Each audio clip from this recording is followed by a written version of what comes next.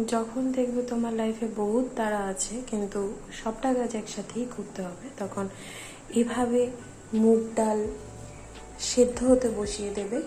মোটামুটি সিদ্ধ হয়ে গেলে এরপর সবজিগুলো মানে ঢেলে দেবে। এই যে সবজিগুলো ঢেলে দেবে। এবার সবজিগুলো সিদ্ধ হতে হবে।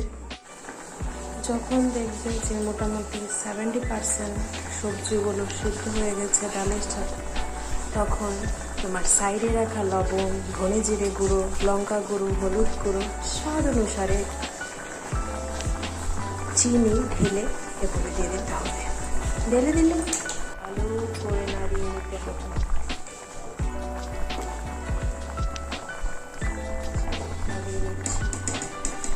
ফোড়নের জন্য এরকম একটা কড়াই নিয়ে নিতে হবে, যেটাতে আগে মনে করেন আপনারা ভাজা করে রেখেছেন। এরকম ভাজা কড়াই হলে তরকারিগুলো খুব খুব খুব স্বাদ হয়। এখন তেলটা একটু গরম হয়ে আসছে, এই তেলে দিয়ে দেবো লঙ্কা ফোড়ন।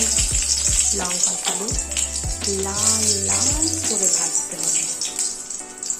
ওর দিয়ে দেবো কিছুটা কুচনো আদা। আদাটা যখন একটু ভাজা ভাজা হয়ে যাবে, কাঁচা গন্ধটা চলে যাবে, তখন দিয়ে দেবো ফোড়ন। পাঁচফোড়নটাকে ভালো করে নাড়িয়ে নিতে হবে। দেখুন নিয়েছি নাড়িয়ে, কারণ আমি তো প্রচণ্ড পরিমাণে ব্যস্ত।